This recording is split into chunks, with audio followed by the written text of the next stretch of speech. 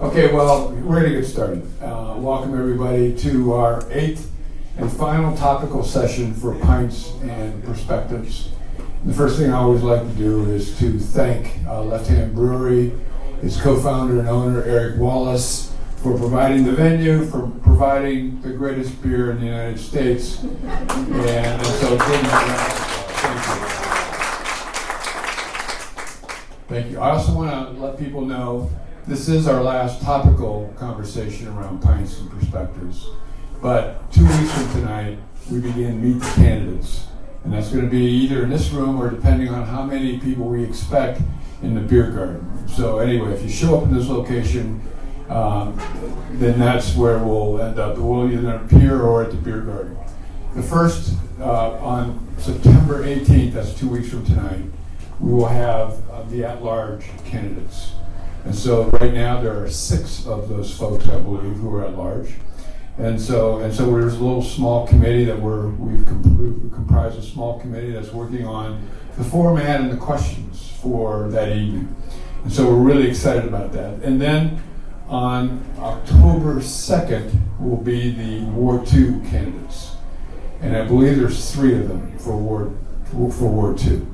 And so we'll go through another round of questions. And our committee, just so you know, we're working it up so that the questions, while they're topical at some level, will be different. And so if they show up at the first round, that won't be an advantage to them because they'll know it's coming when it's their turn. And then 2 weeks from October 2nd, which is October 16th, we will do the mayor candidates. And right now, there are only 4. There are 4 candidates running for mayor. And so the same format with similar topics, but different questions will happen then. So those promise to be interesting and fun. We have a lot of candidates. If those of you did any addition, I think that's 13 candidates running for council. And I think there are 4 or 5 seats available, if I'm not mistaken. 2 at large, 1 or 2. Okay. All right. So anyway, and the demographics I think are interesting, and in my personal conversations with a number of candidates, their capacity to connect dots over various disciplines is pretty impressive, and so we're excited about the quality of the field that's here. All right, again, welcome. Tonight's our last night, and tonight is about social capital. And that's what we're talking about. We have 2 great guest speakers that I will be introducing here in a few minutes. But I just want to say this first. Oftentimes I think in my mind, the old model, I think it's a tired model right now. I think it's a model that has kind of reached a diminishing point of return, is that the answer for our and the solutions for all of our problems is better government, or better leaders, or even sometimes better elected officials, or improved services, or more expertise. And I'm not saying those things aren't important. They are important. We need good leaders. We need good government. We need great school districts. All those things are important. But from where SOSIS comes from, we believe that great communities are made up of great citizens. And so tonight, that's what this is going to be about. And so the way this is going to work is I'm just going to do a few minutes, and then I'm going to turn it over to Don, and then I'm going to turn it over to Kirsten, and then we're going to break up into small groups and do some small group exercises. But I want to tell some stories. That's what I want to do tonight more than anything else. Because when I was the public safety, for those of you who don't know, I was the public safety chief in this community for over a quarter of a century. And in my mind, the safety of this community had more to do with the coalescing of social capital in a neighborhood or a community or around a park or in a business district than the number of armed guards that were in the arena or in the area. And so right now we're still kind of stuck on the police make us safe. And so I want to give you some stories here. There's some stories I want to tell that I know about. The first story is about Anson, Reuben, and Asubia. You don't know these guys. In fact, very few people did, but you may have seen them. They were homeless in our community. They were unsheltered. All of them had at least 1,000 contacts with the police department. All of them had been in the emergency department for various reasons, many times. No one wanted much to do with them. Welcome. How are you? Good to see you. Welcome. But anyway, this is Anson, Rubio, and Asubio. Ruben and Asubio represent literally hundreds of people where what happened to them. We started some ways of doing business that were different in the police department. Rather than arresting these men over and over again, over and over and over and over and over again. And by the way, some of these men we found frozen to the ground in the wintertime in their own urine. And so that's how kind of out of it they were. And no one wanted anything to do with them. They didn't have any contact with their family. Everyone just wanted to be away from them. But this community stepped up. It wasn't just the police department. It wasn't just the fire department. This community stepped up. Welcome. Come on in. And eventually, I'm going to make a long story short with each of these cases, because each of these cases there's a very long story.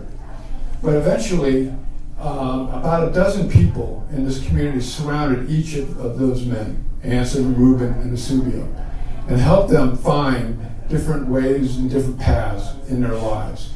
They served as people who provided transportation to treatment. They served as people who kind of served in an accountability, a circle of accountability and support. They served in trying to help them find housing and find jobs. And each of these three men found a different path in their life. After years of not living a life of sobriety, a life of, frankly, addicted to chemical substance, they found a different path. And it had everything to do with the dozens of people that surrounded them in terms of helping them through the various decisions they had to make, sometimes hour by hour in their life. And so that happened with hundreds of people. And kind of concomitant to that and associated with that were employers in this community who agreed to help people, who agreed to employ people, if they were in recovery. And so we have close to 45 or 50 employers in this community who were willing to employ people if they were in recovery. And then we had people who were specialists in housing. And then we had people who said, well, I'll take some people in. And then we had a contract, we had not a contract, but agreements with over 100 addiction treatment service providers who said they would provide free treatment to anybody who walked through our front doors, the front doors of the public safety building, waving their white flag and saying, I need help. They could sometimes bring their drugs, all their drug paraphernalia, we would destroy it. But we weren't about to arrest them. We would find them treatment. And that included not only intensive outpatient treatment, which, by the way, is very expensive itself, but also residential treatment. Good evening, Laurel. How are you? So anyway, that happened. And before I left, we were doing this for about 5 years. And in that time frame, we probably utilized close to $4 million in free treatment, free addiction treatment for people in this community. So most communities will say that, you have to have either insurance or the financial wherewithal to get addiction treatment.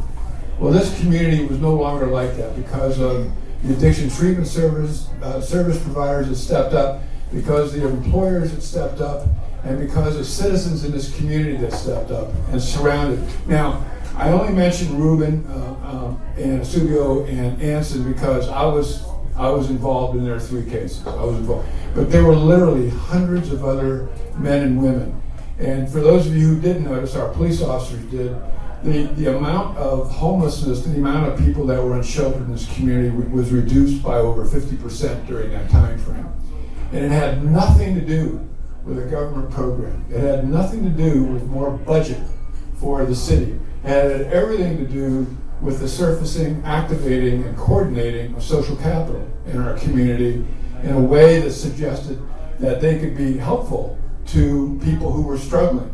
And that just didn't go for people who had addiction. It also went for folks who were struggling with their mental health. And so we in the police decided that we would stop arresting people if they committed a crime, if they were addicted to something, a chemical substance, or if they were struggling with their mental health. Not all crimes, but the vast majority of crimes that these folks would be involved in. And so we decided to take a different tack. And so we didn't invoke the criminal justice system to try to solve this, because Many times the cases have been, each of these people, as I said for those three guys, over 1,000 times. And here we go again. And we all know what the definition of Einstein's definition, or his definition of insanity is doing something over and over again, expecting a different result. And so that was social capital. That was social capital. That's one story. There are stories of neighborhoods that were incredibly crime-ridden, that were incredibly, the gang activity had penetrated the community, that neighborhood. There was also a lot of drug dealing going on. So there was gang banging, drug dealing, a lot of disorder, and a lot of just things that people didn't want to see. And these neighborhoods, every neighborhood, I'm talking like 50 to 60 neighborhoods in our community that, from our standard, from the police department standard, we wouldn't send less than 2 police officers if we had a call to that particular apartment complex or a particular house or a particular neighborhood in some cases. And I want to say that, and I'm making this long story real short, that each of those neighborhoods found a different way of doing business, and it had everything to do with the resilience and the coalescing of that neighborhood. More so than it did, okay, we're going to put more armed guards in that neighborhood. And so another great story none of these stories, by the way, made the news.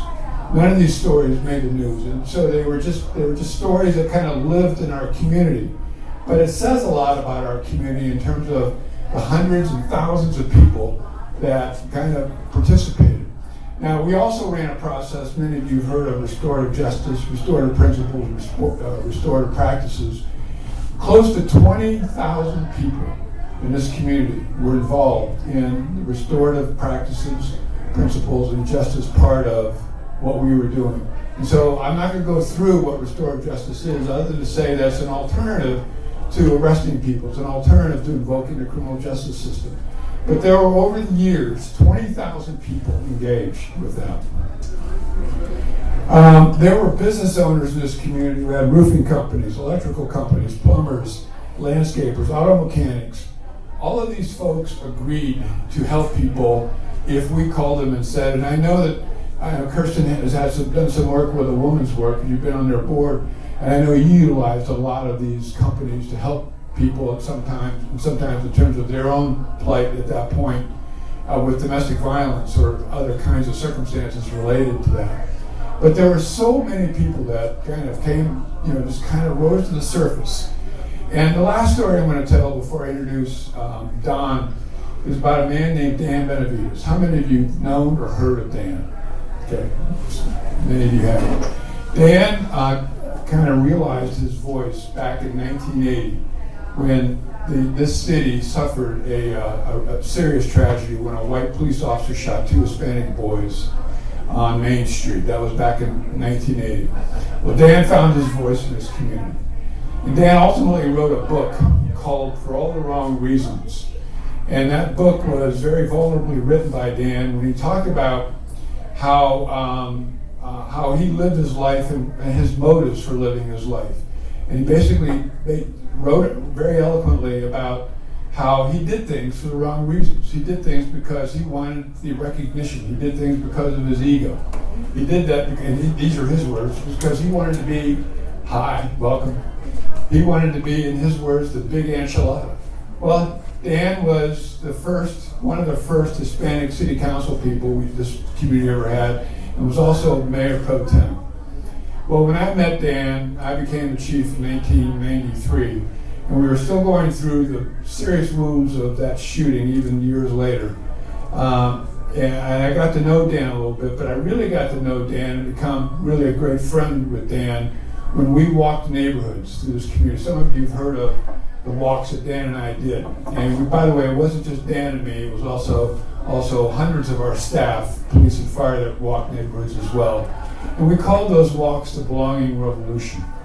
And we're not going to go into this tonight in terms of the gift of feeling like you belong to a community or a neighborhood, but it's very, very powerful. Very, very powerful. And so Dan, and in my time that I knew Dan, it was about 10 years where I was really close to him, I encouraged him to write a new book, another book, a sequel to the book For All the Wrong Reasons, entitled For All the Right Reasons, because that's who Dan became. And Dan and I walked close to 230 neighborhoods. I was the public safety chief, and I was getting a salary, but Dan did this for free. Dan, every Sunday morning for almost 5 years, we walked the neighborhood. Most of those neighborhoods were neighborhoods like apartment complexes or mobile home parks or high-density housing. We walked a few neighborhoods where people owned homes, but we encouraged people to feel and believe they belong. And we talked to all kinds of people, but you get kind of the sense of what these neighborhoods are like. And we would always make an invitation at the end of these conversations we had with folks on those Sunday mornings. And the invitation was, are you willing to become more engaged in our community in ways maybe you didn't think about? And are you willing to give me or Dan a call and just, here's what I'm willing to do, here's what I'm interested in. And we gave them a list of opportunities before we left. And out of the 4,000 people that we met during those Sunday morning walks over 5 years, close to 80% of them not only said yes, but enthusiastic yes. And so what we realized was that people have gifts in our community. They have great gifts in our community. Some people's gifts are, I'll make a meal for the gathering. And some people's gifts were, I'd be happy to open up my modest home for someone who needs a home for a little while. And everything in between, so to speak. And so they have gifts, they wanted to offer those gifts, but they just didn't know how. Or they didn't know if they had permission. Or if they didn't know if their gifts would mean anything. And so there are tens of thousands of people in our community who still kind of have that sense of they don't know if they have permission to help because they're hearing from all the experts that only the experts can do these things. And they're hearing from others that maybe their gifts don't mean that much. And so anyway, we opened that up. And I know there's some elected people who are candidates for council, and one of the things that I am hoping for in this next council, and the councils after that, is that you see that the power of those kinds of invitations. Now you recognize that social capital is alive and well, and worth the effort that it takes to surface, activate, and coordinate it in ways that we haven't done in the past. Because there's literally tens of thousands of people that have gifts, want to offer their gifts, but don't know how. And so I personally think that's an appropriate role for any municipal government in America. And by the way, Longmont is not different than the vast majority of communities. I don't know if you know this, but this country has 19,500 municipal organized communities. There's 18,000 police departments in this country. And each of those municipalities could probably think this way. And so when we start moving down the road of how are we going to heal our wounds in this, how are we going to kind of address these social and health issues in ways where we can create a future that have the qualities of aliveness and being that we want to live into, it's not going to necessarily come from the people that are already in officially sanctioned position. It's going to come from citizens. And so social capital, in my mind, and Sosa's mind, is the next frontier in terms of how do we surface it, how do we activate it, how do we coordinate it, and how do we sustain it. And that leads me into the last thing I'm going to talk about tonight, and that is we have these classes coming up. Sosa's, the School of Statesmanship, Stewardship, and Service, have these classes coming up. There's 15 classes total, but we're doing them in a series of 5. They start next Wednesday. If you don't have any information, look me up. And so if you want to know, well, how do you do that? How do you get people to show up? How do you get people to say, I'm willing to help? And how do you get people to sustain that sense of service for others? How do you do that? Because most of what you hear is getting the community involved is messy, or getting the community involved just doesn't work, or how do you coordinate it, or whatever. It's something that we just have not given a lot of thought. Well, what we're going to be talking about over these 15 weeks in these classes is just that. What's that look like? And we call that form, that philosophy of leadership, we call it stewardship. It's choosing service over self-interest. As we move from this patriarchal-like way of how we do business in our communities to a very authentic partnership-like way. Now, those are overused terms, but I'm telling you, that's kind of where this is all headed. It's a form of leadership that this community has yet to really experience and try. And so I would encourage all of us to think about that. And so these classes start next Wednesday. And I just want to thank you for your time. So now my next assignment here is to introduce our guest speakers. All right. Many of us know Donna Dan. He's now a superintendent emeritus. Don Haddad currently serves as superintendent emeritus for St. Vrain Valley Schools, where he served as superintendent from 2009 to 2025.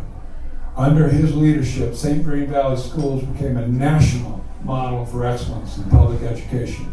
And Don Haddad has received numerous recognition through his 40 years in education, including the Colorado Communicator of the Year in 2011, Superintendent of the Year by the National Association of School Superintendents in 2013, an Education Week Leader to Learn From 2015, selected as one of 100 superintendents to participate in the Future Ready Superintendent Summit at the White House in 2014. Boulder County Chamber of Commerce Most Innovative Business in Boulder County 2019. Longmont Economic Development Chair Choice Economic Development Impact Award 2019. An International Society of Technology and Education District of Distinction Award 2019, and I'm sure there's more. Don Haddad has, because I asked him for a short bio. Dr. Haddad has benefited from a broad range of experiences in several school districts while working in various teaching, coaching, and administrative positions at every level of PK to 14. During his tenure in St. Vrain, Don Haddad and his team successfully implemented an award-winning learning technology plan, developed over 70 instructional focus programs, implemented the state's first P-TECH, Pathways of Technology School, and opened a 50,000 square foot innovation center. And I know he's behind the addition of the innovation center to double its size.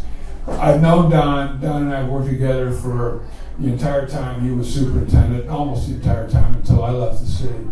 We became friends, and Don and I had many conversations around what safety in our schools look like, and I believe that partnership made our schools a lot safer in terms of as we move forward. So it gives me great pleasure to introduce really a rock star in our community, someone who has made a major difference in terms of the education of our children.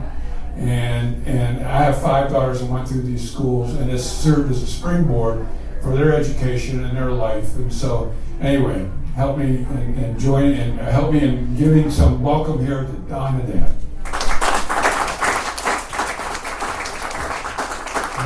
Thank you, Mike. I appreciated some of those stories resonated. You know, Dan Benavides, every time you would go on a walk, he would send me an email the next week and share with me all of his insights from that walk, and was always a great supporter of education and our children. So fond memories of Dan. You know, I'm going to talk a little bit about building social capital in a way that resonates with me and hopefully with you as well.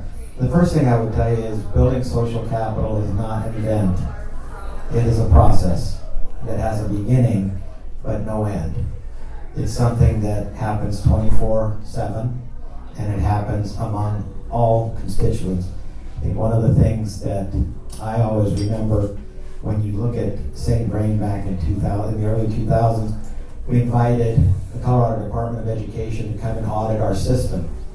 When they left, after an extensive review, they said our biggest takeaway is that you have a district of schools, you do not have a school district. And that stuck in my mind, because what it meant is we had all of these schools within 411 square miles focused on themselves. Everyone doing their own thing, depending on who happened to be the next principal. And there was an old saying that if you want to win once, set a goal.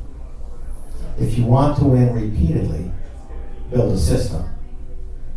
And that also resonated with me, because what we needed to do at that time was move St. Vrain from a district of schools with everybody focused on their individual agenda to building a system by design that would educate children and prepare them for their future, not for our past. And that was also a challenge in building social capital. And so the question I would ask you, and I'm not looking for an answer, just something to process. If somebody were to ask you, is Longmont a geographic region of individuals pursuing their own agenda? Or is Longmont a geographic region made up of a community of people pursuing both their own personal interests alongside of the greater good? And you know what the answer to that question is based on your experiences. And then after you answer that question, the next question is this thing. Oh, Marcia. Back up. Oh. Thanks. The next question is, which would you rather be as a community? Would you rather be a district of schools, or would you rather be a school district system? And it's the same question. And one of the hardest things to get people to understand is when you pursue the greater good, you can't help but help yourself. And some people pursue their individual agenda to their own demise and don't even realize it. Because there truly is strength in numbers as long as the numbers are doing the right thing. And so if the answer to the question is I'd rather be a geographic region of a community, you're going to have strong leadership. And that's something that's important now because we're going into elections. And there are a lot of definitions about leadership. People have misunderstood and misused that word over and over. People will say things like, leaders are good listeners. Leaders are smart. Leaders are et cetera, et cetera. Those are just characteristics that have nothing to do with leadership. Leadership is about two things that happen simultaneously. One, you've got a clear and coherent vision. And two, you can inspire people to achieve that vision. If you have the vision without the inspiration, then you have a mirage. You just keep pursuing something that you can see but nobody else can. And they're not inspired to it. If you have the ability to inspire without vision and clarity, then you have chaos. And people chase their tails for a while, and then they burn out and wait for the next leader to come in with their agenda. And so that really is what we have to look to our leaders for in leadership positions, is do you have a clear and coherent vision for the greater good, and can you inspire everyone to it? One of the pitfalls in politics today is we believe that if we get elected, we have a mandate that allows us to ignore half of our constituents. And when you do that to the community's demise. Because you have to reach out and work with everyone, even those with whom you disagree. And I would argue, maybe even most importantly, with those with whom you disagree. And it's a challenge for people, because people want to be right. And they assume they're right, even when they're not. And it's hard to break through, because the people who hold on to their belief that they're right the strongest, it's usually born out of insecurity. And so you have to break through that so that they understand the responsibility to the greater good. In St. Vrain, one of the things we had to do was we had to establish a purpose. Because when you have all these schools doing their own thing, there really is no purpose other than start when the day starts and end when the day ends, and hope something happens in between. So we had to create that purpose, and we built our purpose off of a saying by Mark Twain, out of the public school grows the greatness of a nation. And we really took that to heart, because today, people almost take pleasure in diminishing our public schools. Public schools are failing. Public schools are teaching the wrong thing. Public schools. But here's the question. 90% of America's population was, is, or will be educated in a public school. So do you think America has failed for the last 40 years? Because 90% of us have come from this system that many of us call a failed system. And it doesn't make any sense to think that they're all graduates from a failed system, but we have the greatest country in the world. We have the strongest economy, the GDP, we have the strongest military, we have the most patents, we have the most prestigious higher institutions of learning. People want how is all that possible if everybody's graduating from a failed system? It's not. But I'll tell you what it does. It really highlights the power of communication. Because you can convince people of anything, true or not, if you say it enough times. And that's the difference. If your heart is driving towards a personal agenda, you have no problem misleading the rest of the people. if your heart and mind is moving towards the greater good, then the truth really matters. Because your objectives are two very different things. And communication matters when you're trying to build social capital, because Frank Luntz, who does all the polling for the national elections, he said once, it's not what you say, it's what people hear. And I think educators are one of the most notorious groups for diminishing their own institution. When you hear superintendents talk, more often than not, it's like class sizes are too high, we don't have enough money, teachers aren't paid enough, students are misbehaved, etc., etc., etc. And by the time they're done convincing the public of that, they wonder why the public is looking for different alternatives in the form of vouchers, in the form of homeschooling, in the form of online learning. Well, because you have created the perception, not based on fact, but based on your own inability to manage stress and your own inability to inspire people. And so you shield yourself from that disappointment by telling everybody why you can't be the very best. And you know, I think the most tumultuous time in our country was probably the Civil War. And Abraham Lincoln said something about communication and the importance, when I said it was a 24/7 event, it's not an event, it's a process. He said at every conceivable moment, you have to reaffirm, reassert, and remind people of the key principles upon which your organization or your country or whatever it is was founded. Every single time you speak, until they begin to refer to you as a broken record. Then you will know that you are beginning to make an impact. When they can predict what you're going to say. Because here's the thing. Your vision and your principles should not change every time you speak to a different group. If it does, then you automatically know the person is not speaking with sincerity. He also made a comment, this is back to the social capital. With public sentiment, anything is possible. Anything and everything. When you have it. When you don't, nothing is possible. And that's true. And part of our problem today is we look at public sentiment through our own lens. We look at it through our own ideology. And we dismiss everybody else's. But if you're interested in the greater good of Longmont, you have to bring everyone to the table.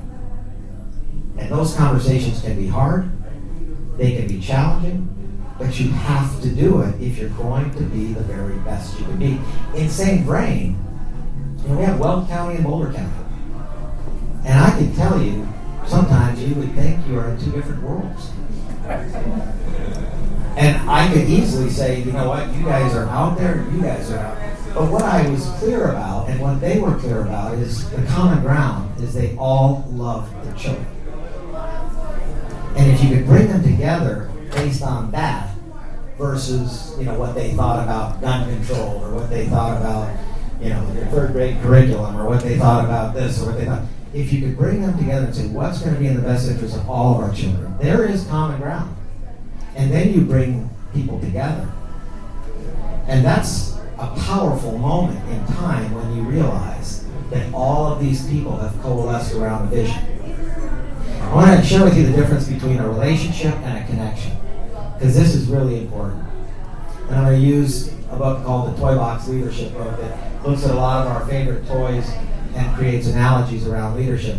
So the Lego, if you have 6 8-studded Lego bricks, they can create 915,103,765 different configurations with just 6 of them, because they connect.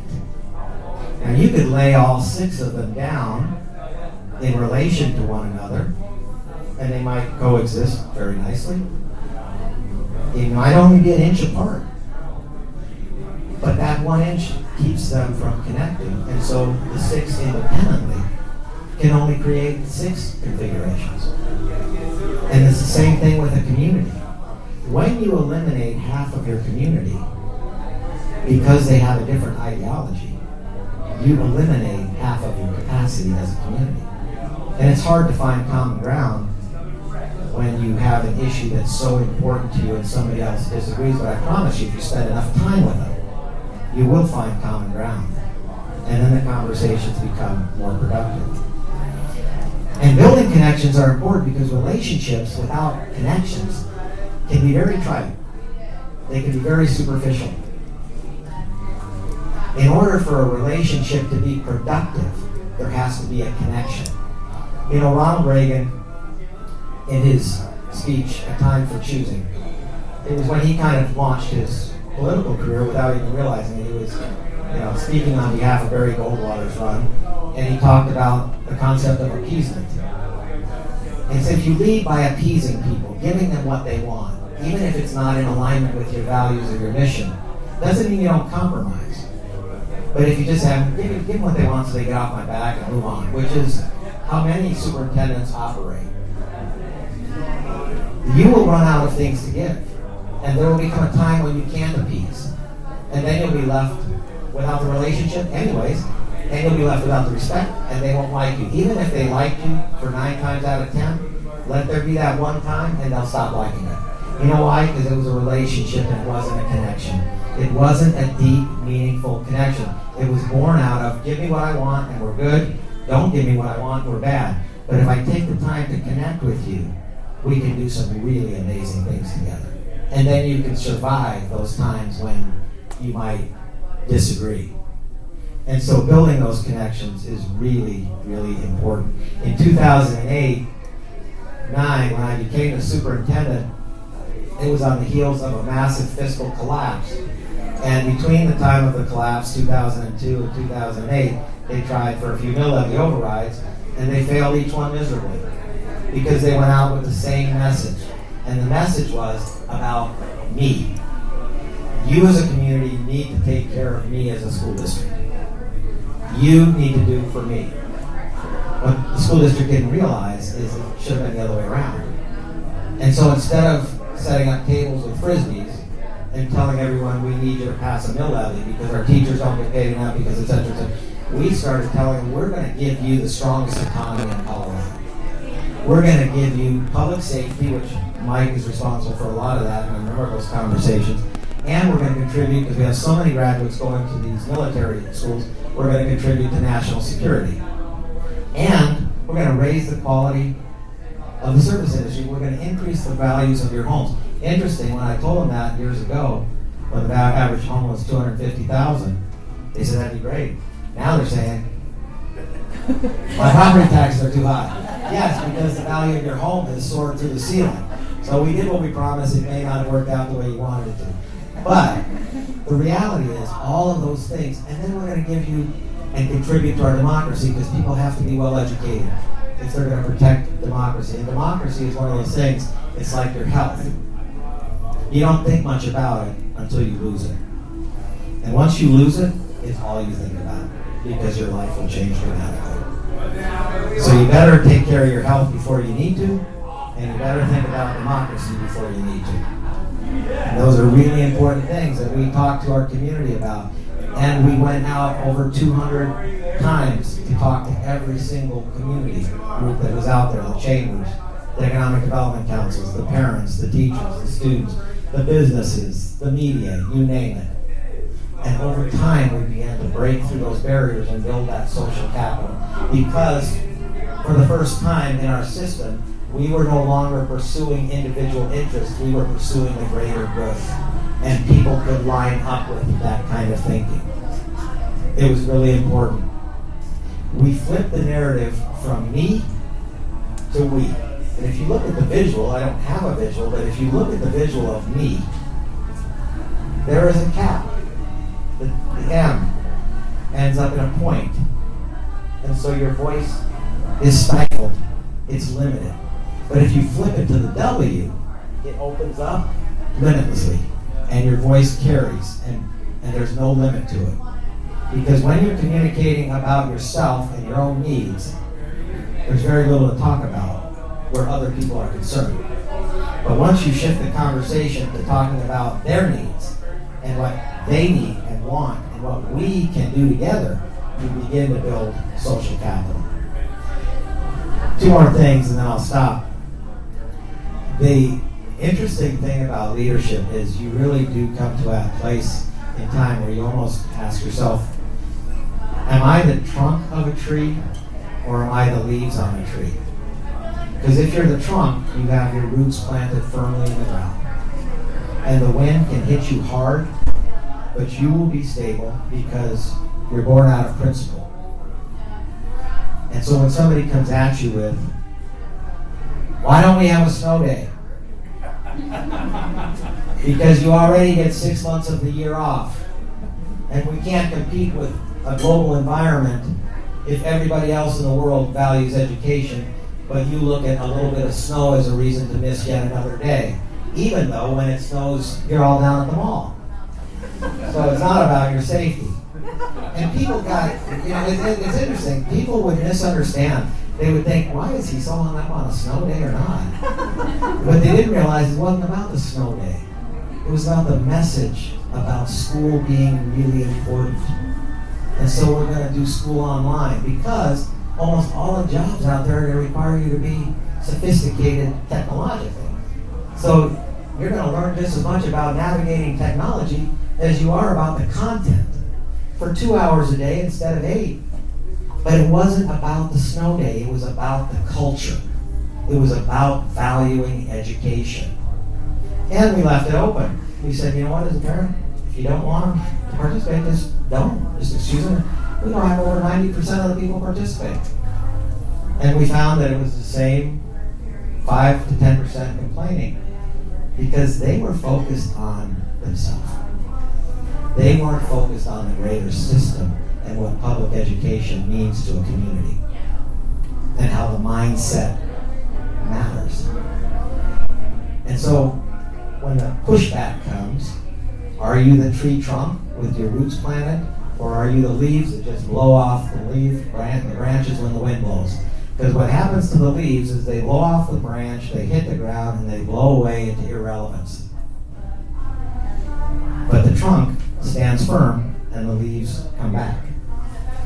And that's what you have to begin to look at when you're looking at who you're going to vote for. Not just the person who is in your tribe, not just for the person who shares your ideology, but for the person and the people that are out there pressing for the greater good and building the social capital.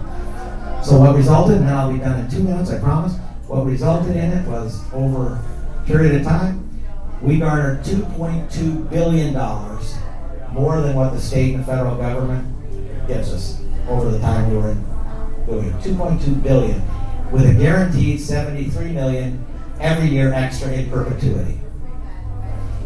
We also ended up with academically being one of the strongest, highest graduation rate in the state, other than a few tiny little districts that have 10 or 15 graduates. It's now hitting 96.5% with the highest requirements in the state, the lowest dropout rate. You look at the athletic programs, the highest percentage of state championships, individual and team, one of the top 15% of all performing arts and music districts in the country, the best technology system. All of these things just got named as the top school district in Colorado to work in by Forbes magazine, and I could go on and on. Two of the people most responsible for that are sitting right here. Our new superintendent, Dr. Kapushin, and our new chief of staff, but they're not new. Dr. Carrie McDermott. These two have been instrumental in making all that happen, and the beautiful thing is seamless in the transition, so it's going to keep happening, and even more is going to happen. And that's the beauty of building that social capital mastering. So I'm going to stop and tell you thank you for your time, and thank you for all the support you've given St. Grain.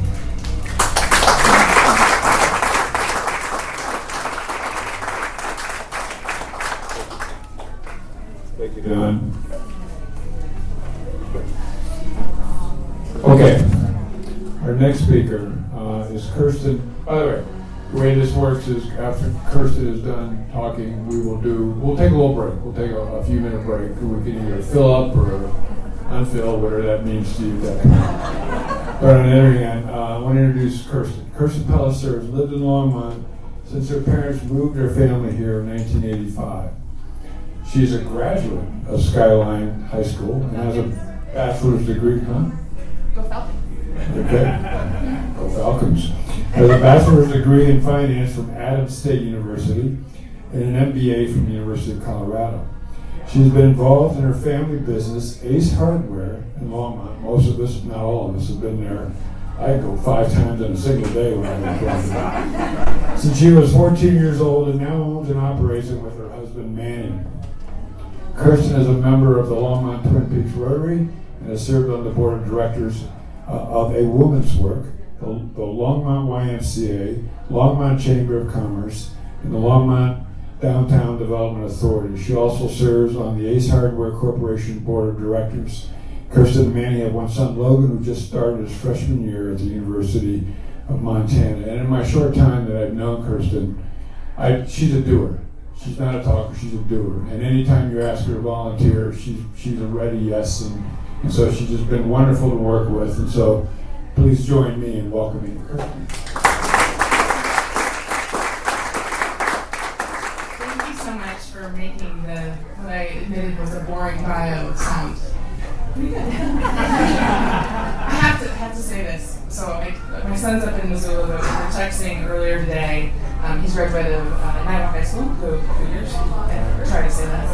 And he, no, I'm not kidding when I say I'm sitting on a panel with Don, Dad, and he said, ask him about the snow days. I'm not kidding. So, he's still a little bitter. I went to the Ziggy's and they put on the coffee cup. Give the kids snow. I'll have to tell him your philosophy. I like that. As a parent, I really like your philosophy. So when Mike and Carol asked me to do this, I thought about how I could discuss this, and I think that the thing I can do is talk through my own lens as a member of the Longmont community. And so if you'll bear with me for a minute, I'm going to tell you a little bit of my story, because I think it will help you see my lens and why I think that Longmont is such an amazing community, full of social capital with even more potential as we move forward. So, like Mike said, my family moved here. I think it was about 10 years old when we moved here. We had been all over the country, Iowa, California, Texas. We actually did a stint in Singapore, and but landed in Longmont. And when in 1990, my dad, he was in high tech, that's what brought us here. He became a redundant vice president in a company merger, and kind of one of those situations where he either needed to go into business for himself or we needed to move. And none of us wanted to move. We'd been all over, and Longmont became home. And so nobody wanted to move, and so he looked around, and he walked into the local hardware store. It was Myers Hardware at the time, and he asked the owner, he said, do you want to sell your hardware store? And the owner said, no. My dad said, well, here's my card. Call me if you change your mind. 2 weeks later, Joe Meyer called my dad, and he said, I want to sell my hardware store. And thus our journey in hardware began. I was horrified. I was 14 years old. You know what 14-year-old girls are like? I'm sorry. Mom, Dad, I'm sorry. It was dirty. I'm not sure I'd been in a hardware store before, but I started working there on day one. And worked there. And when I left for college, I said, I'm not coming back to Longmont, and I am not working at a hardware store. I'm going to get a real job. I said that. I'm going to go get a real job.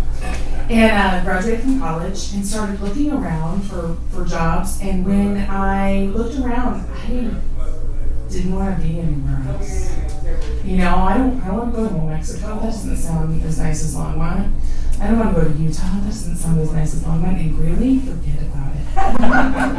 And so my dad, I'd say, he lured me into the business. He never made it like an expectation, but he presented a job that sounded fantastic for me, and I've been there ever since. And this community has just been so good to us. We really lucked into just this fantastic spot in this fantastic community. And so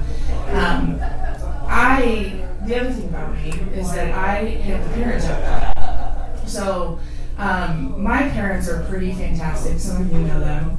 And the thing I learned from them, and I think the thing that made me think about Longmont and community and social capital is, but they both in very different ways taught me to give back to my community. So my dad's very public.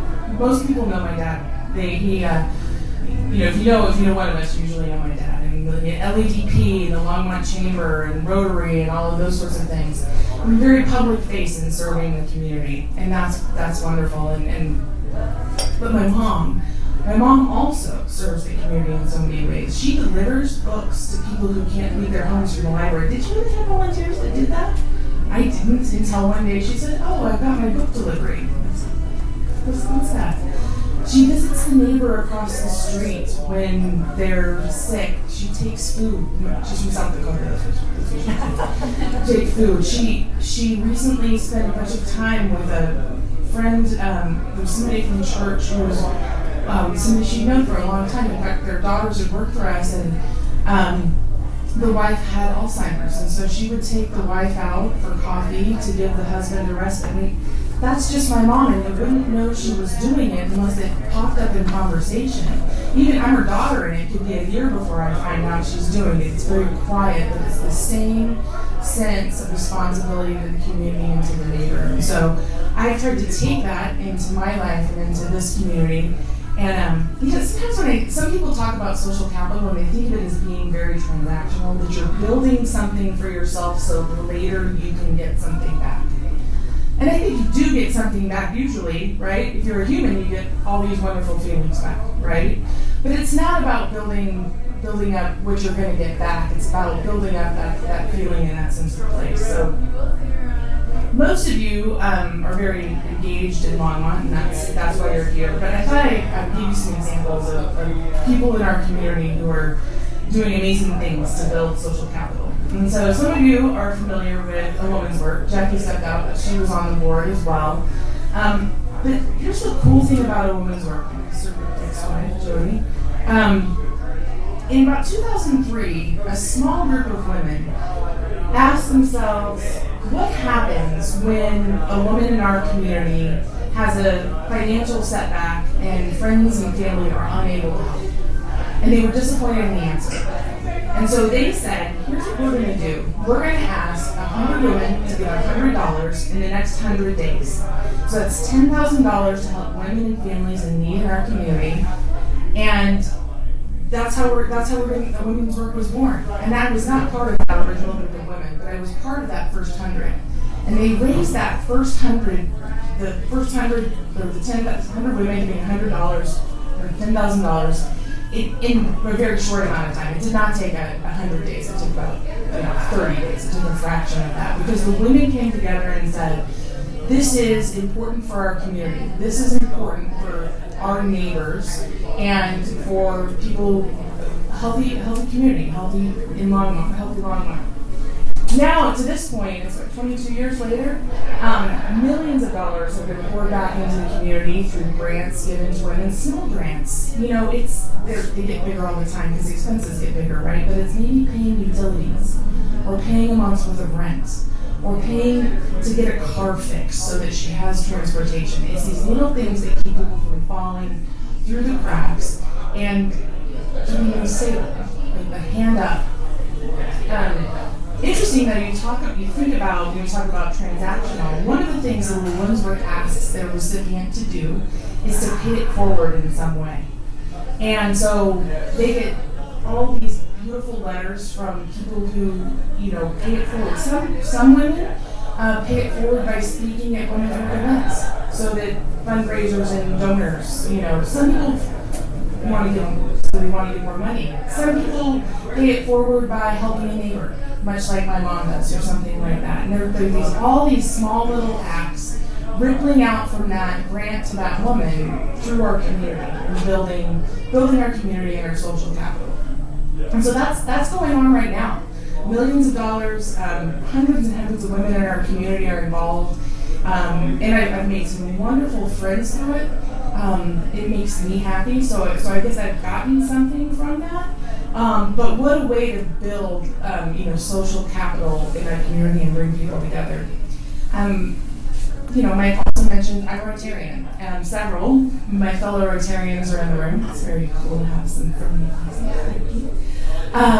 But Rotary is a great example of people around the world building social capital both globally and in their own communities. So if you're not familiar with Rotary, it's a service organization, and we do work both locally and internationally. Our Rotary Club has the Twin Peaks Rotary Club, which when I came back from college and joined Rotary, I was one of the youngest people, I may be the youngest person ever to have joined at that point. It was the Young Fun Club. And now I'm no longer dragging the demographic age down. So we're still very fun though. And there's some networking involved in Rotary, right? There's a little bit of I know you, and so I'm going to try to do business with you, a little bit, but more so it's flipping pancakes at the pancake breakfast to raise money for scholarships for local kids. It's dancing at the holiday ball so that we can fund those scholarships and we can put flooring in the veterans community homes. There are so many different ways, to give and get through these service organizations in Longmont, Rotary, Ones, all of those sorts of things. Find the one, pick your flavor, but build your social capital. This community is great for that. We talked about the two communities, the one of the individuals or community, and it really is based on your experience, but my experience is the latter. Longmont is a community and one that I'm very interested in seeing, thrive into the future. So glad my parents found their way here in 1985 or 86. And I admit I was unimpressed there in the middle for a little bit. But it's maybe a little addictive, building that social capital and that desire for connection in the community. And so I encourage everybody to just take a step, whether it's that big public step or maybe one of those little private steps like my mom takes, checking on a neighbor or something like that. Say hi to your neighbor when you see him on the street. It's important, but it makes this community part of just the special place it is. So. Wow. Thank you, Chris.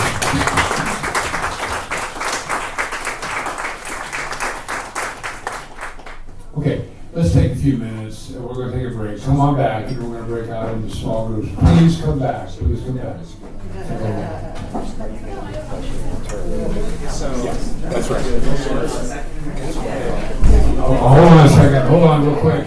Before we do break, you can take a break. But when you come back, we're going to break into we're going to do Q&A with these two folks. Then break into small groups.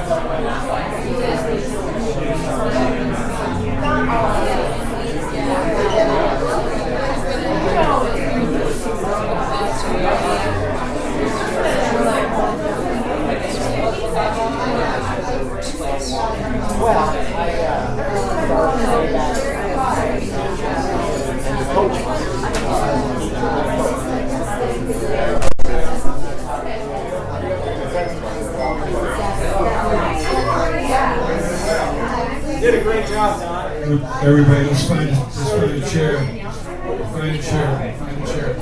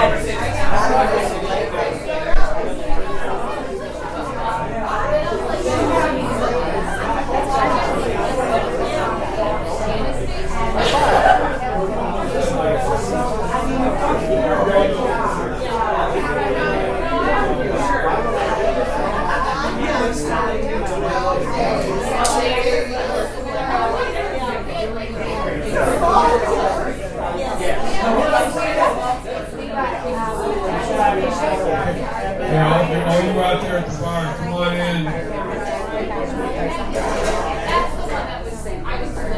Yeah.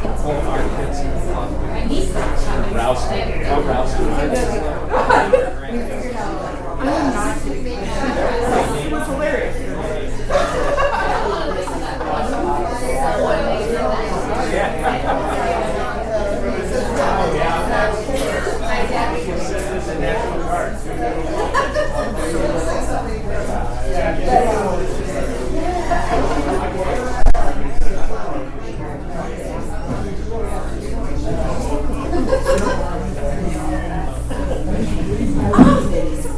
Are you staying or not?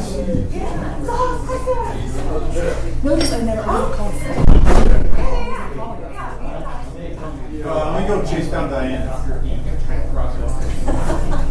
All right, yeah, we need. Chase down Diane. Chase down Diane. So I saw that, So but I will come to the other. okay. Yeah.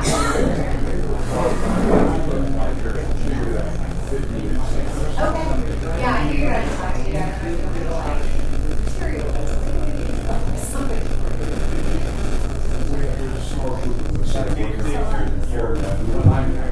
Or two folks together, have ours and then Mary Plains together. So maybe there's a crossover thing. Okay. Because it's not a forward up. It's decided. Right.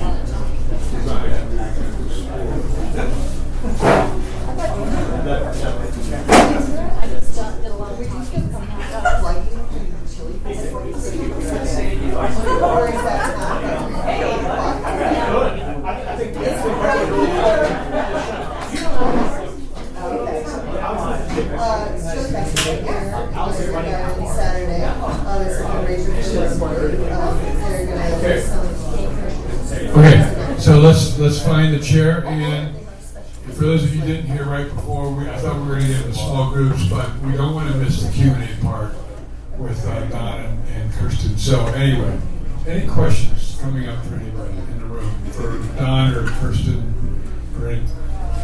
Yeah, okay, I'm just going to give you a mic. Dr. Haddad, you mentioned the example of the home prices increasing, and that's attributable somewhat to the performance of the school district and possibly the kids. is there a performance indicator from the organization that you could point to that you think drove some of that? Yeah. And where I really began to understand that is every year the realtors would come to me and they would tell me, can we expect the school district to be successful? Because nobody wants to move into a community with poor schools and children. And then I would hear from the Chamber of Commerce and the Economic Development Council, businesses are not going to relocate and bring their workers to a place where their kids are going to be in schools. And so they would tell me the two things that they would identify as being the two most important things in moving into a community was safety and the schools. And so that's where, and then I began to do my research and I found that to be true, and I began to see the disparities in terms of home values and the success of businesses and crime rates, and there was almost a direct correlation between all of those things and the quality of schools. So I look at metrics somewhat at test scores, but that's a pretty flimsy indicator because so many kids opt out of the tests that you can get a great rating as a school district and find out that only half your kids even participated in the test. And there are a whole lot of other anomalies that make the testing system, and that's why we work so hard to change the accreditation system. But I look at the graduation requirements. What are you requiring students to do? And what are the graduation rates? And what are the dropout rates? And what are the attendance rates? And what are the discipline rates? And then you ask yourself the question about where are kids going when they leave your system? Are they well prepared to do that? So there are a lot of different things. We also started looking at participation rates, because when I started we had about 40% of the students participating in co-curricular, and now we have about 88%. Because my research over time would show if you're involved in music, in art, in athletics, in drama, in theater, the likelihood of you being successful increases exponentially because you have all of these connections. So those are all the things that we kind of look at. And, we do look at how successful are we when we go to the community and say, would you consider raising your taxes? And, we passed this last time the highest bond percentage in the history of Colorado with the highest percentage of people voting yes in both counties.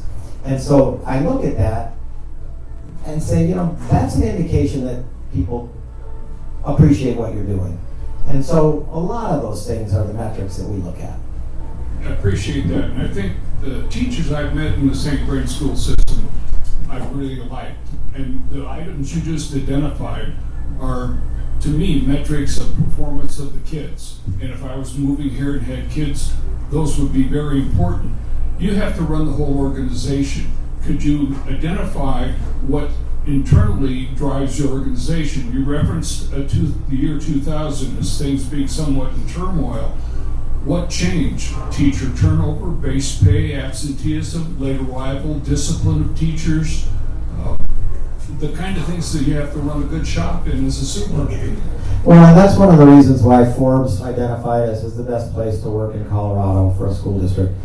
We went from having the lowest salary in the state to having the highest salary in the state. So our teachers are paid more than any other district in the state of Colorado, and by a lot now. We also have the lowest turnover rate of people leaving. And you also see our discipline rates among our students and things like that has gone way down, which makes the lives of teachers much easier. We also have our teachers in facilities that they can be proud to show up and work every day. They're clean, they're well kept, they're not dingy, you don't see roofs leaking and carpets molding and all those kinds of things. And then we have leadership ladders where teachers can advance. And they have encouragement through professional development and all of those kinds of things. So it's the teachers, it's the staff. Our bus drivers, when we went through the pandemic, we had a number of employee groups that were not critical because we weren't coming to school, so we didn't need bus drivers.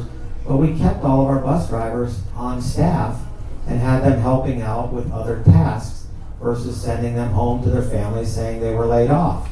And that was 2 or 3 different employee groups. So, there's a sense of we care about you more than just what you can do for us today. And I think that those are the things that matter the most.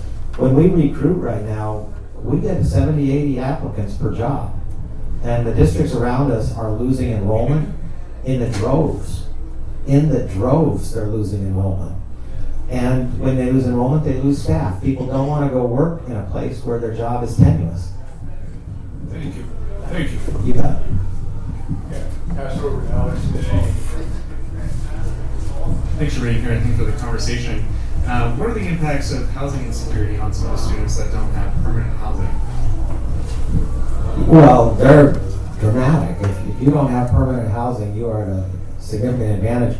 You know, we have Luis Chavez, who runs a lot of the work in that arena in our student services department, and we partner with all kinds of organizations to bring students in, and not just during the school year. You know, we offer breakfast at no charge, lunch at no charge, and then after school, we now offer kids meals for free when they stay and transportation.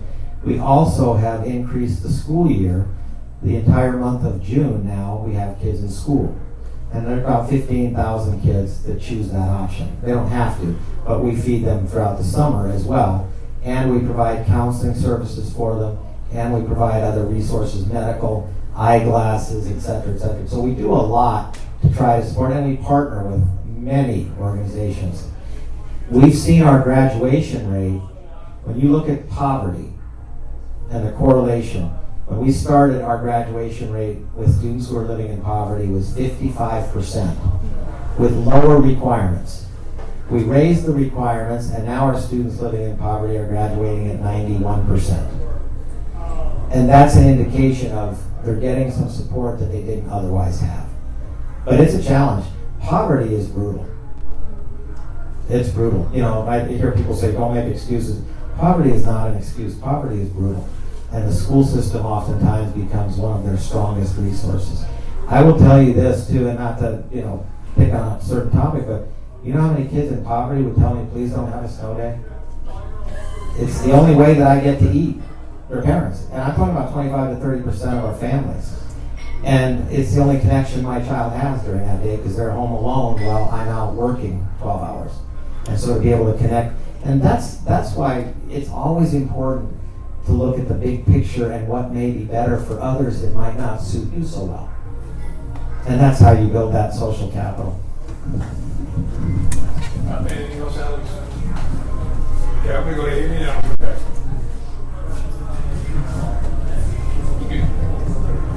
Yeah, I don't know if you still want our names on the hot mic, but my name is Amy, for anyone listening to this. Hello. I actually had a question for you, Mike, if you don't mind me asking. Sure. I noticed that when you were speaking in the past tense, and I'm wondering if any of these sort of positive collaboration and more innovative and restorative practices that you installed, like what do you see as the future for some of these organizations or some of, you know, like I said, you mentioned a lot of that program in the three men in the past tense, and I'm wondering if there has been an opportunity to keep those support systems going, or if that was kind of a one-off. Yeah, in fact, the new public safety director said the reason why he came here was because of those things.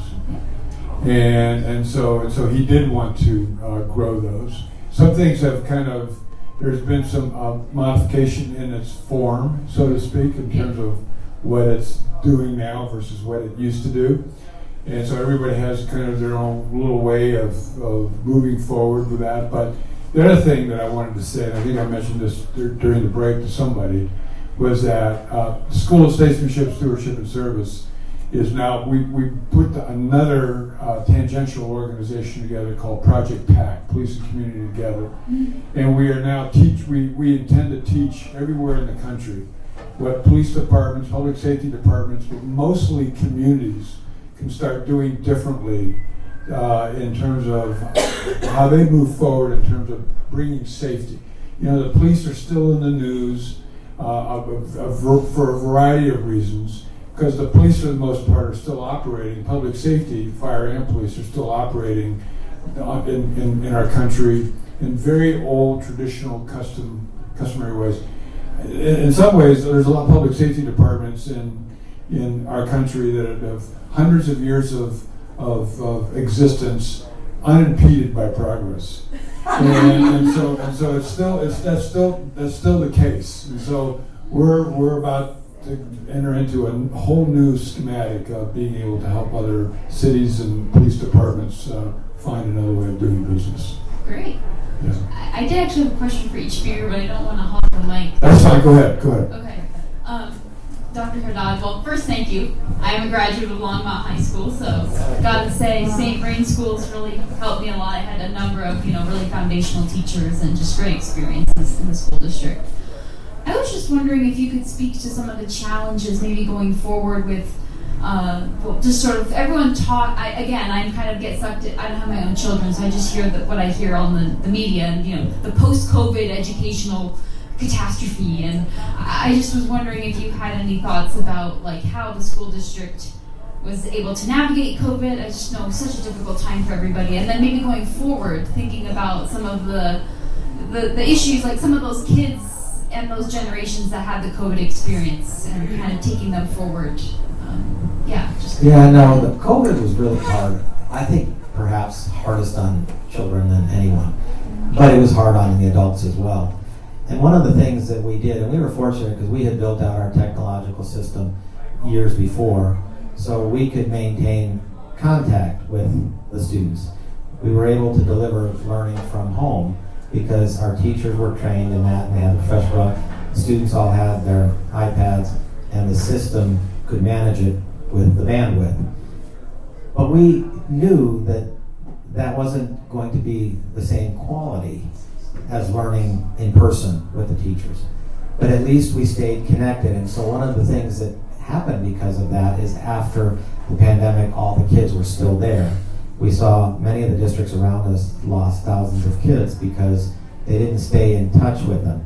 We actually ended up giving a lot of our extra technology to many of the rural communities so that they could connect with their students because they didn't have those resources.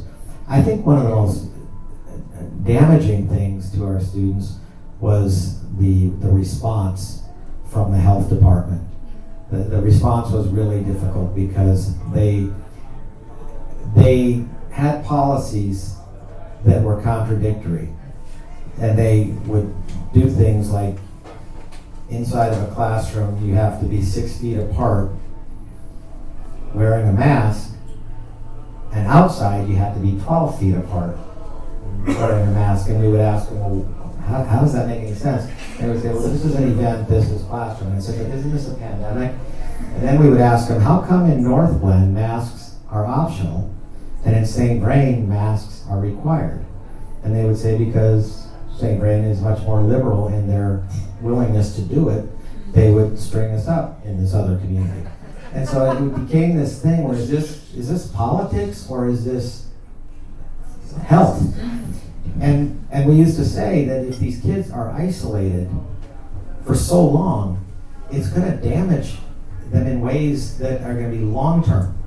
And they got connected to social media, and some of them got connected to things that were not productive and dangerous, and depression set in, and anxiety set in, and all of those things were damaging when the data was showing that students that would get it, it wouldn't impact them much more than like a flu bug. Yeah.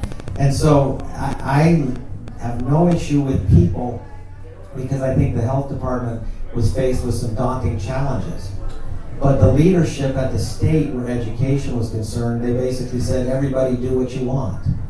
And so Weld County had no policy around it, and Boulder County had one of the most rigid policies in the state. And trying to manage that, and our kids were caught in the middle. And you know what, it was hard on them, and I feel many of them, because of their parents and the strength of this community, came back and are doing well. But some it still lingers, and I think overall our students in the United States, we've seen some negative results from that. Yeah. My last question. Go for it. One last question. I just want, I was just at ACE yesterday. You never know when you're going to need plumbers, buddy. I was just wondering, it's interesting when I read things about Longmont. It seems like the Chamber of Commerce, the businesses are fairly cooperative when you think of businesses it's a competitive industry in a sense. I'm just wondering, as a local business owner, what do you what do you feel like is sort of the relationship between businesses, or like how do you see like a Lowe's or a Home Depot? And I don't need to, I don't want to put you on the hot seat, but I'm just curious what your experience has been, running a company. Great question. So I firmly believe that a rising tide lifts all ships. And so I've had lots of experiences, both in my career with ACE. There was a time when most of the ACE retailers thought they themselves were competitors. There's a store in Berkeley, there's a store in Firestone, and those are my competitors where customers come from all over. And there was a time where that was the case, and now we're all very, very friendly with each other. All my best ideas are stolen from other people who have great ideas. I'm sorry, I have very few original ideas. Yes, when we had the hardware store and Home Depot announced they were coming to town, that was a stressful time. But you make a plan, you go through it, and I tell people we're in a very different business. They can tell you, they can help you build your deck. I can't sell you the pieces you need to build your deck unless you want some really crooked 2x4s. But when you run short on deck screws or have a problem with the stain on your deck and you need a little bit of help, that's where we excel. I'm a huge believer in business cooperation in Longmont, and Longmont has some great examples of that. You mentioned the chamber.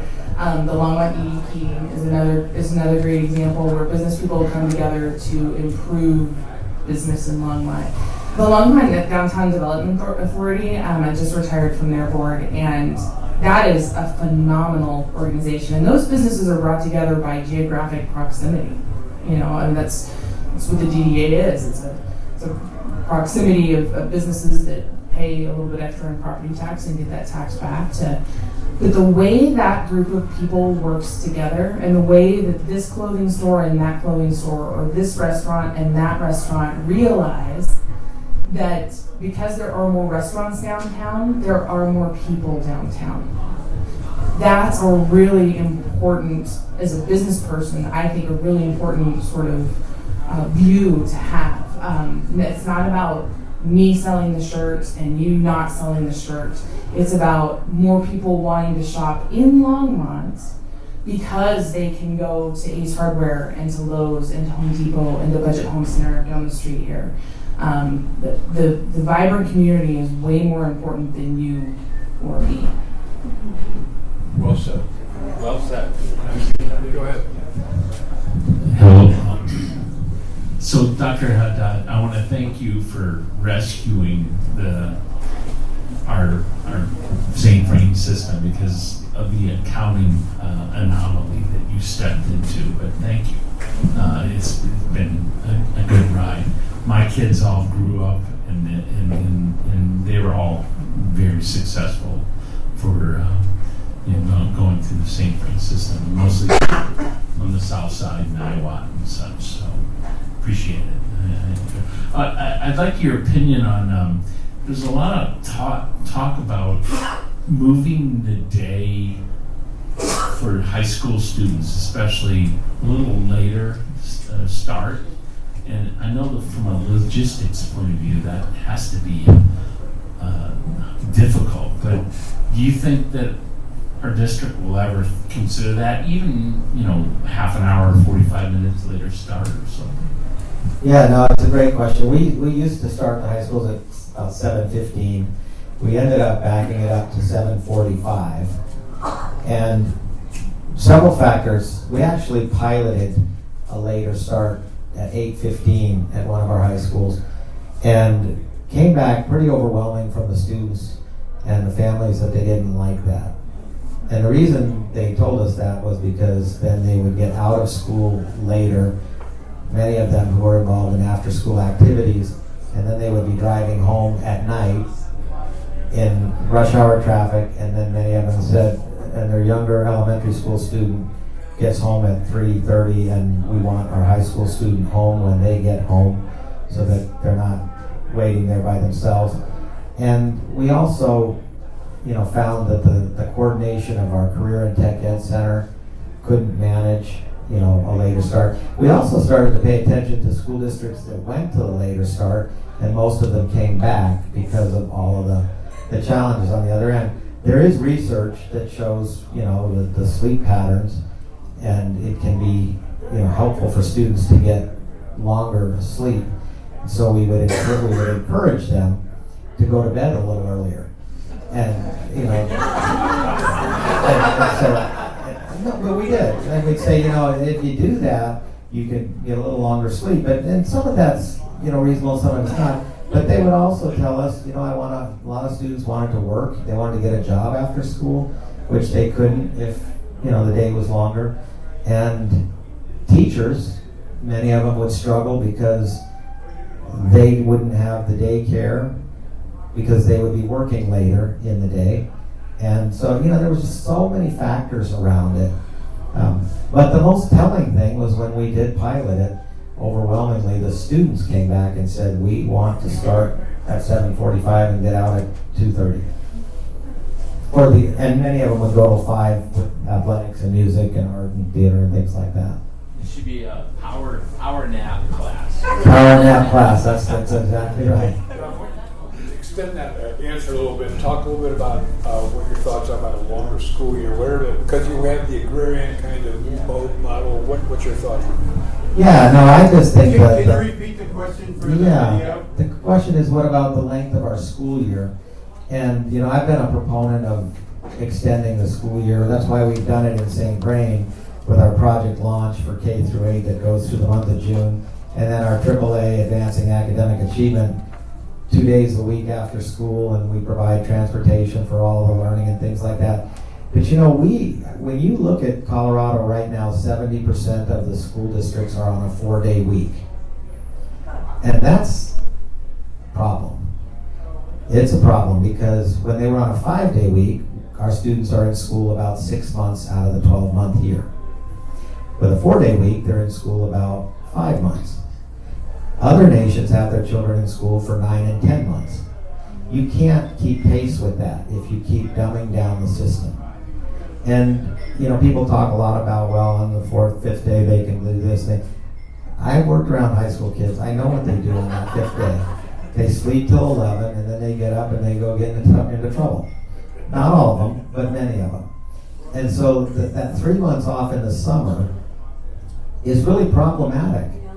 It's problematic from a lot of different standpoints. From a mental health standpoint, it's one of the worst things that can happen to children to go 3 months without all of the support networks and all of those activities.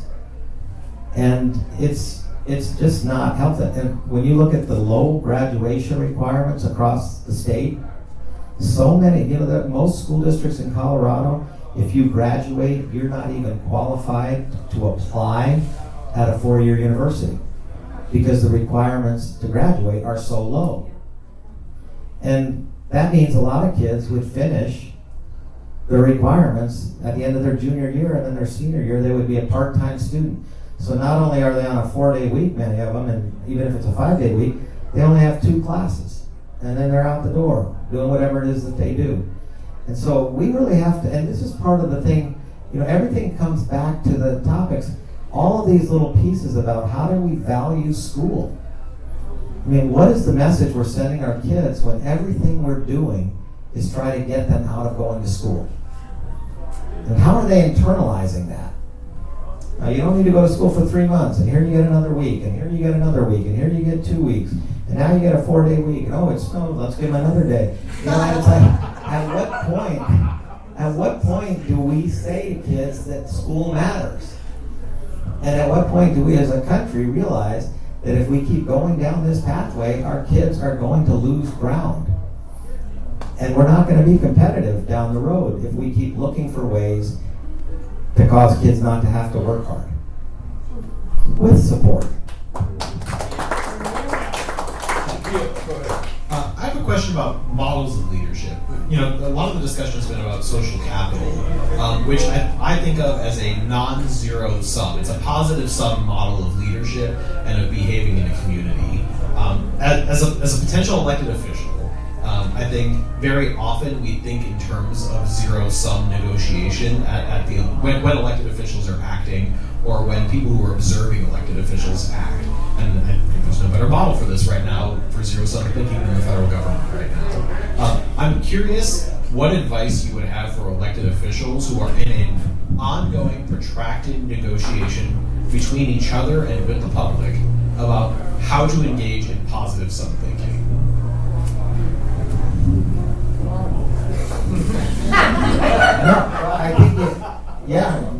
I think you hit the nail on the head. And that's what we were talking about earlier. I think the strategy now is dismiss the voice of the one you disagree with, and that is just not productive. And if you come together, you'll find things that are positive and productive. That's why it's important to come back to that vision, because if you have a vision for a better future, then you can begin to coalesce around that vision. If the vision is, I'm this and you're this, we have nothing in common, leave me alone, I'm going to criticize you and you're going to criticize me, which is oftentimes what we're seeing in our politics right now, because there's an absence of a coherent purpose. And we had that in our school district. We didn't have a North Star. So I think one of the first things elected officials have to do, in collaboration with everyone, not just those who voted them in, is figure out what's our North Star here? What's our purpose? And how do we come together, value each other's differences, but understand the greater good? And then you can get into those positive conversations. It's just not the way it works right now. I mean, it's just not. I've heard politicians flat out say publicly, I don't like people that are of this party. Like, it's a non-starter. Yeah, Shaquille, great question. And I just want to attempt to give another perspective here. There's a concept that somewhat defies math, and that is the whole is greater than the sum of the parts. And this is where we probably need to start thinking. Because there's a lot of parts in any one community, and for those in elected office, the number of moving parts, the complexity, the capacity to connect dots across disciplines, all of those things are going to play a larger and larger role for people who are in elected positions. But I can say the whole is greater than some of the parts really applies if we look at this community as having over 100,000 parts. How do we create a whole that's greater than the sum of all of that? Should be a way of thinking that takes us beyond the math that we're used to. But that really kind of gets into this idea that we can create something much greater if we can include more parts. And those parts become complementary. Their gifts begin to integrate. Their talents and their skills begin to say, okay, here's what I can do and here's what you can do, and how can we make that work for the good of the whole, which we've heard a lot about tonight. And that whole is the greater. If it's greater than the sum of the parts, that's where we will get into greatness. And so that to me is where we're trying to go with our school and what we teach and how to do that in terms of what can a leader do in order to get it to that point, in terms of getting people to step up, to say, I choose accountability, I choose commitment, and I'm willing to take action, and I'm willing to sustain that for a long period of time. There's not a lot of magic there, but there are certain things with pace and sequence that we think those are skill sets that we think future leaders are going to need to have. So, yeah, go ahead. I have a question. I think you're amazing, but I have another question for. We'll give it to her and then to you. Sorry, I'm so sorry to butt. I'm sorry, I didn't see it. My fault. Dr. Haddad, what do you see? AI is being used so much now to kind of outsource our brains, and I was wondering how you are planning on supporting our teachers in this, and what you've seen, how that's been affecting St. Brain. Yeah, we started about 2 years ago with a specific training program for all teachers to engage in. And so they all went through basic training around it. And then what we had was called, bingo pop-up, where after school there would be voluntary sessions of how to navigate AI and use it in the classroom. We also had our board develop a policy around it, because a lot of school districts were saying, well, we're going to ban it, which, good luck with that. But the reality is, helping people understand that moving from something being considered plagiarism to allowing for it and then explaining it and what you learn from it and being able to talk about it in a coherent way versus don't use it. And the thing about it, I remember years ago we went through the same thing with calculators. You know, people were like, well, it's not going to be, calculators are unfair, and you know, you're not going to learn math. And now that people, you know, are fine with calculators. AI is something that's compelling, and it's going to change the way of our life. And so our students need to know how to be able to navigate it, and our teachers do. We built out a lot of student teams. Our students actually won the World Youth AI Championship. And in 3 years, they've taken second, first, and third. And we have lots of student groups engaging in it. We have lots of teachers engaging in it. And doing a lot of work in the schools and at the Innovation Center. And not only AI, but we're out in front with quantum computing as well. So there's just a lot there. It's hard because, again, what's his name, Hoffer, he said, if we continue to educate our children the same way in which we were educated, they will be beautifully equipped for a world that no longer exists. And so we have to make sure that we're balancing that structure as we know it as adults with what they're going to experience as future adults and future leaders. So it's definitely a balancing act, but we've spent a lot of time with it. Okay, one more question. We got a question back here. Go ahead. Okay. Yeah. So I wanted to just briefly ask, as someone who does have some interest within, some of the operations of the Colorado State Community College system, we'll be kind of interacting with that as a member of the Orange Community College Boulder County Campus Student Government Association group. We will be having to have some people, liaison with that broader community. And I was just wondering, do you have any recommendations as far as just the bigger picture stuff for anything that I'm sorry, this is a bit more of a personal question, and I don't know whether it's actually great for good points of this. But yeah, it's just kind of like, do you have any sort of recommendations, just in a general sense? I wanted to keep it open-ended because I figure you probably have a bit better understanding of the subject matter than I would. Yeah. Well, one of the things we try to do with our community colleges is help them to move away from such rigidity in terms of who's qualified to teach. Because there are a lot of, back to your question about age, there are a lot of experts in the field that can't teach in the community college system because they don't have the traditional pathway behind them and whatever credential they need. And the person who actually has more experience can't do it than the person who's less experienced. And then the way it translates into our system is they tell us they can't provide the teachers for our students who are now advanced into the college level. And so we worked legislatively to try to get some of those barriers broken down. The community college is a very, very traditional, rigid system. And they're trying to figure out, and hopefully with our help, that it's just a new time. And the policies of the past aren't going to work for you unless you're okay with just saying we have to cancel all these classes because we don't have teachers, and yet you have a lineup of teachers out here who are amazingly qualified in cybersecurity. But because they didn't get a teaching certificate, they can't teach. Yet they can run an entire organization with 6,000 employees, and they're brilliant. It just doesn't sometimes make sense logically. We could do No, one. I was just going to say, our son's at the University of Tennessee talking about the AI, and what they are doing there is that you have to divulge that you're using the AI. So in his class right now, he has to write a paper on this versus that.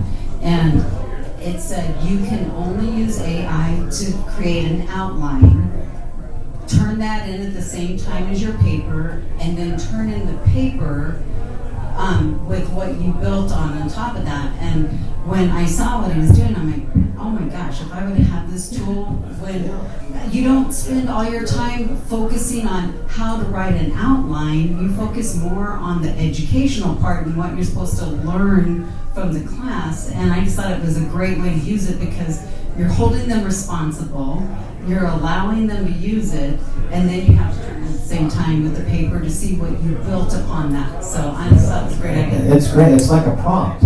It's a prompt, and then you can really delve in, and that's exactly right. It was just amazing. That's exactly what we're talking with our teachers.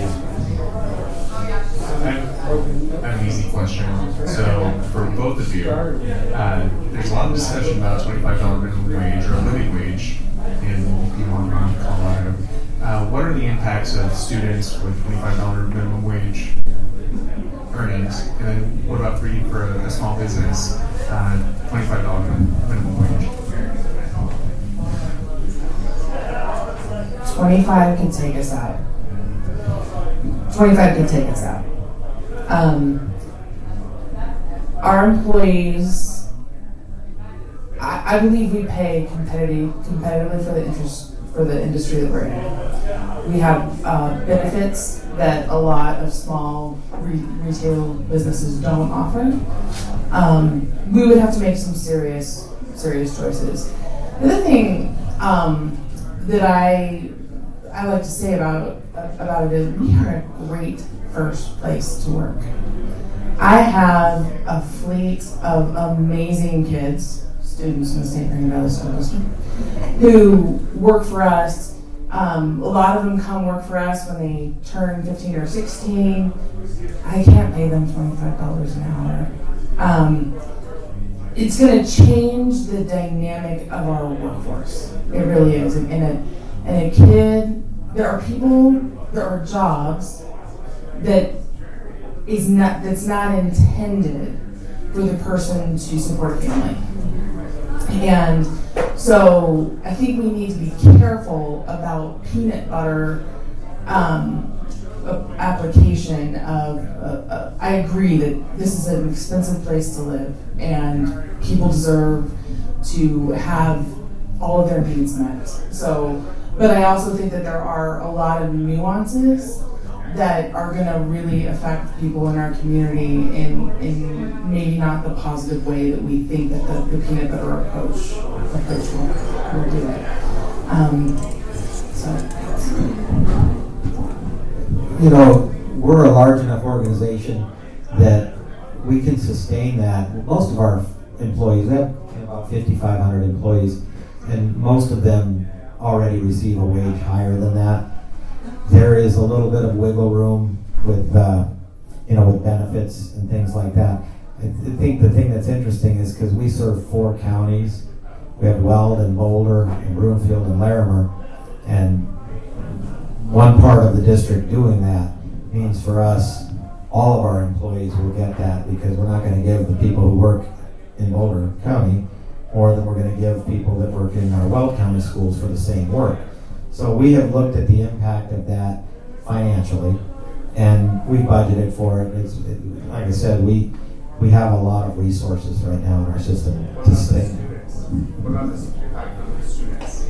Impact in what way? If the students, the high school students, make 25. That would be great if they did.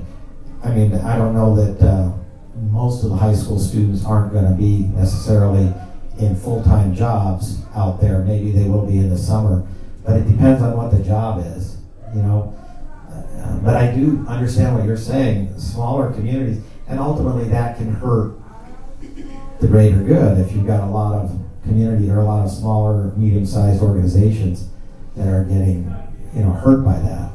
So it's a challenge. It's a challenge, and I understand what you're saying. One last question. A couple of questions for both of you. Mine is Mike. I have 4 questions.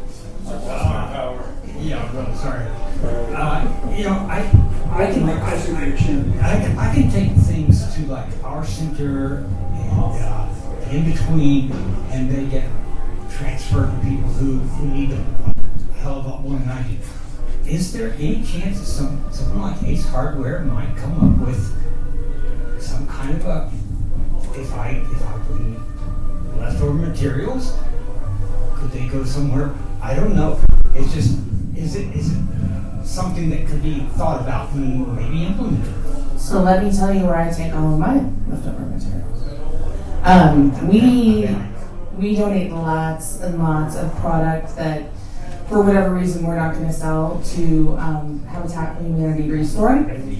So you'll probably go down there and you can see Ace Harbor packaging probably on hinges that are discontinued and all of those sorts of things. So that's where I would recommend those things go. That's exactly what I do. And that's what I do too.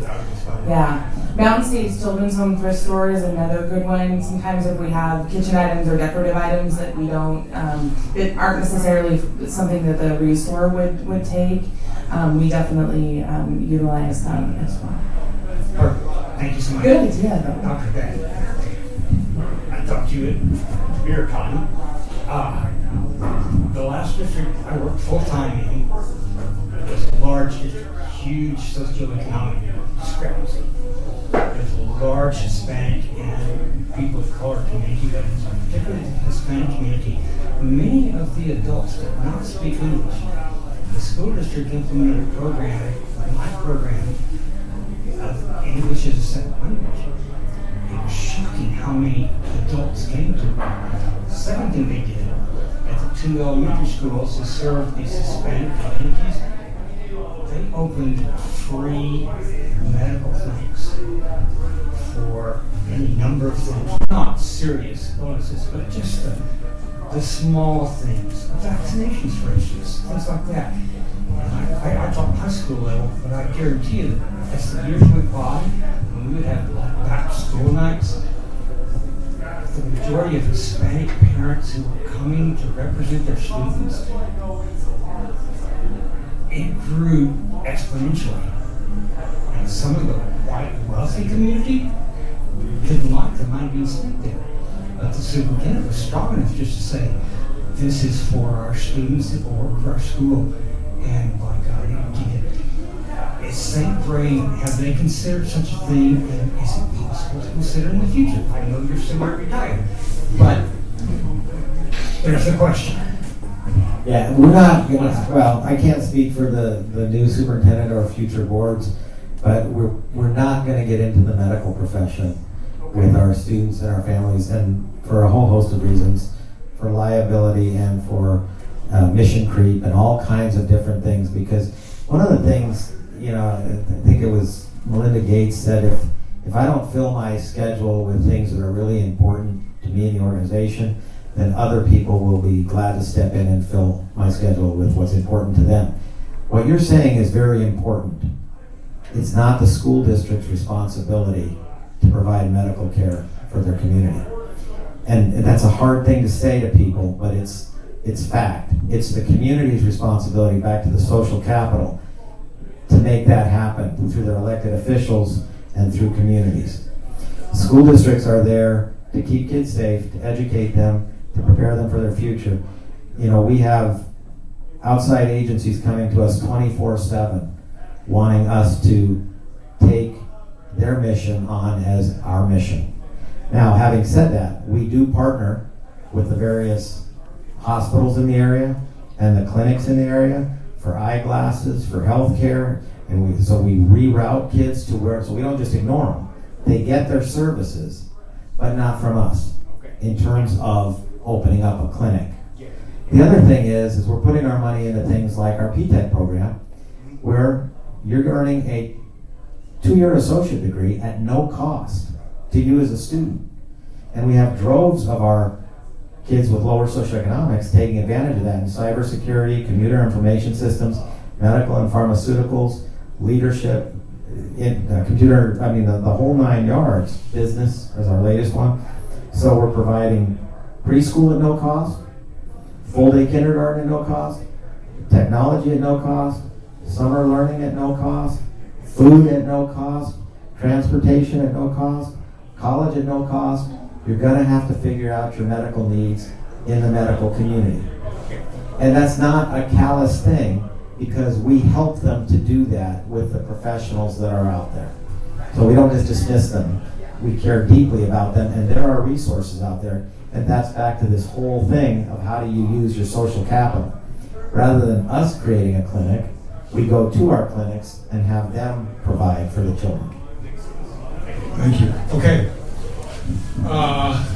We're going to wrap it up. We're not going to get into small groups. It's almost 8 o'clock. But I want to remind everybody again that in 2 weeks from tonight, we're going to have our first Meet the Candidate session of all of our at-large candidates. Thursday. So it's 2 weeks from tonight. Ward 2. Ward 2. Ward 2 is the first one. Ward 2 is the first one. Okay. All right. Ward 2 is the first one. At large is the second. Okay. Then, I'm sorry. Ward 2 is the first at large. But every 2 weeks from tonight, it'll either be in this room or in the beer garden. So anyway, hope you can make it back. So thank you all. Yeah, that's another program. That's Sosis's class is coming up next Wednesday. And they That's are. not meet the candidates. Huh? And they are. What? Sosis. His class is coming up on stewardship. Start next Wednesday. It's 6 o'clock, 6 to 7:30 at the Chamber of Commerce. All right, with that, I want to thank all of you, many of you for attending all these sessions. Let's give a hand to our speakers. Thank you. Let's give a hand to Longmont Public Media for being here every night. We put this on YouTube. And another hand for Left Hand Brewery for sponsoring. Okay, thank you all. Have a good night. Drive safe.